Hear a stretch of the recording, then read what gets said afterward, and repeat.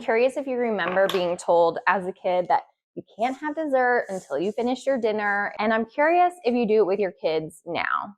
Today, we're going to talk about why that might not be the best approach. I am going to use these blocks to show you exactly what I mean. But honestly, no worries if you've been doing this. This is not the parent shaming channel. The beauty of parenting is that we can always evolve and change our approach.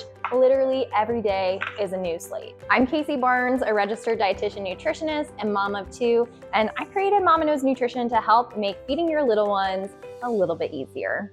I really don't like the clean your plate rule or eat X bites to get dessert or earn dessert in any way, really, and I'm going to show you why. I think these blocks are going to help illustrate what is really happening.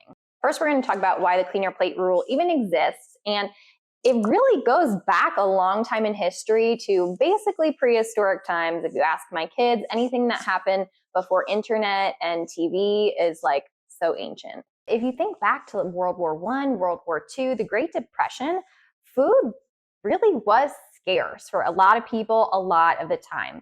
If you grew up in a food insecure home, you know firsthand just how challenging it could be for you and your family to not always know that you're going to get enough to eat. So of course, it makes sense that parents would want their kids to finish their meal so that nothing goes to waste. I remember my grandpa picking apart every piece of a roast chicken because that's how he was raised. These kinds of things get passed down from generation to generation, like much of parenting. And of course, you're not going to question every single parenting decision. A lot of times we do things the way that our parents did it, and a lot of times we're just making stuff up on the spot and doing our freaking best. So it would make sense that you might adopt some of the same techniques your parents used on you and their parents used on them. So let's see why this rule no longer makes sense in a time where most families have good food security. I actually don't need 2 stacks of blocks. We're just going to use this. Okay, this stack of blocks represents how many calories your child needs today. This is something that their body knows you don't know. You can't know. Every child's metabolism is unique and their needs are going to vary from day to day. Their body knows this and communicates to them how much to eat to make sure that they get all these calories that they need to grow, to thrive, to play, all the things. Now, if you get this completely right, say you're plating their meals and you're trying to figure out how much they need, and you say, okay, I'm going to serve you this for breakfast, this for lunch, and this for dinner. And you happen to give them just exactly how much they needed today. So if we're going to do the clean your plate rule, you tell them, okay, this is how much I'm serving you for dinner. This is how much you need to eat in order to earn your dessert. And on this day, you got it exactly right. So they had just a little bit of room left for their dessert. Perfect, right? But what happens when this is how much they need? You serve them that for breakfast. You serve them that for lunch and snacks. And by dinner, they really only need this much. But you say, well, you have to clean your plate. You serve them this much, and you say you have to eat this much to get dessert. Well, now we're over our budget of how much they needed today, and definitely over how much they needed at that meal. If they want the dessert bad enough, they have to ignore what their body's telling them, that they're full after they ate this much. They really don't want this. But if they want this, let's get it. If they want this bad enough, they're going to do it. They're going to ignore their body. Even if this amount that you gave them for dinner doesn't look like that much to you, you're like, that can't possibly be too much. It might just be more than their body needs today or at this meal. Now, I know it can feel like a big job, your job, and a lot of pressure to make sure that they get enough to eat, get all the nourishment that they need. Great news is that you don't really have to actually figure it out. You have to provide and then trust them to decide if and how much they eat. Think about, what are you really achieving at dinner? If they only needed this is what their body's telling them, and then you ask them to eat that. And again, I'm not blaming you for this because you don't know that they don't need this. Only their body knows, and that's why we have to be able to place the trust in them to listen to their body. Now more than ever, it's so critical for our children to have a healthy relationship with food. So we need to help them stay in tune with their body and be able to honor and recognize those hunger and fullness cues. And that way they can fuel themselves appropriately. When they're a baby, they're born with the skills of knowing how much they need. You were born with those skills as a baby too. You've seen a baby bat their bottle away or push away from their mother trying to nurse them, or just crying when you offer a bottle. Like, those are all signs of them telling you they don't want any more, they've had enough. Why wouldn't we continue to honor and trust that they have that skill even after they're a baby? I know it gets harder, especially if they're a picky eater. And then you're left with questions like, are they still hungry, or do they just not like what I served? It becomes a whole thing. I get it. If you are fed up with picky eating, definitely grab my free picky eater starter guide. I'll link it in the show notes below. But what are we doing instead? If we're not asking them to clean their plate, we're not asking them to eat a certain number of bites to get dessert, how are they going to earn it?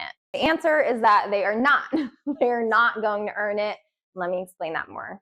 The idea of earning dessert is a big lie that we learned from diet culture. There are 4 main problems with the idea of needing to earn dessert, and I'm going to talk through them real quickly. Number 1 is overeating, and you saw this with the blocks.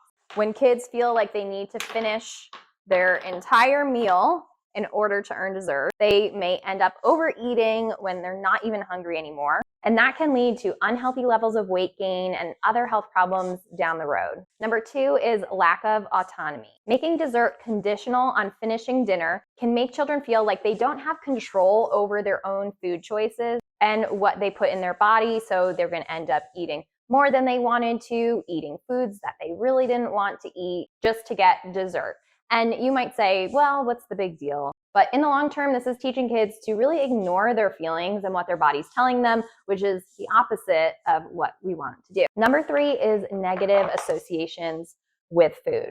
Associating dessert with a reward or a treat can create an unhealthy relationship with food overall. Kids can start to view dessert as something they can only get if they've been good, which can lead to guilt or shame around eating, which I know you don't want them to feel that way. But I don't want to scare you. This is something that happens over time. We have all been there. I use M&Ms as a reward when my son went bathroom on the toilet, when we were potty training. Sometimes I'll tell my kids, okay, we can take a trip to the ice cream store after we've achieved something, clean up your rooms or whatever I want them to do. That's okay. You're going to do stuff like that. Sometimes it's that we want to avoid having the only time you get dessert is if you did something to earn it. And number 4 is just really a missed opportunity to learn about balanced eating and what that really looks like. Making dessert conditional on finishing their dinner automatically puts dessert on the pedestal. It can make it even more desirable than it already is when they have to earn it. So I actually recommend serving dessert with a meal most of the time, right on the plate with the other foods. Feels scandalous, right? How could you possibly eat a cookie before you've had your other food? I certainly didn't grow up that way, and I'm guessing that you didn't either. But you'll find that if you do this regularly, and just one serving of a dessert is appropriate to put along with a meal, that they might eat it first, but they might not. They might only eat the treat and nothing else at their dinner. But oftentimes you'll find that they do go on to eat other foods. They might even take a bite of this, then a bite of chicken, then a bite of rice, then back to their cookie. And sometimes they won't even finish their dessert. Now, I actually put together an ebook explaining exactly how to handle dessert and treats with your kids, how often to serve it, how much to serve, what to do if they only want the treat and nothing else, how to prevent them from being obsessed with treats. It's all in there and it's completely free. The link to grab it is in the show notes below. I don't know that this will always be a free resource, so grab it now while you can. All right, let's recap the main takeaways from today's video so that you can hopefully go share it with your partner, your mother, your nanny, whoever else needs to hear this. You want to be able to, as a team, help your little one or little ones have a healthy relationship with food and treats, and avoid overeating and avoid becoming obsessed with sweets. Takeaway number 1 is that the Clean Your Plate Club is out. The Listen to Your Body Club is in. Takeaway number 2, you actually don't know how much your child needs to eat in a day or in one meal, and we do need to learn to trust them to decide how much. And takeaway number 3, your child can have a healthier relationship with food and their body if they do not have to do anything to earn dessert. So remember, making your kid finish their dinner in order to get dessert isn't necessary for healthy eating habits. In fact, it usually backfires and creates some less than healthy eating habits, especially down the road. By focusing on balance, variety, and a healthy relationship with food, you can help your kids develop lifelong healthy habits so that they don't have to ever stress about food. If you want more tips to feed your little ones, make sure to click the subscribe button to my channel and also download that free ebook on how to handle sweets. You are going to love the information that you get in there.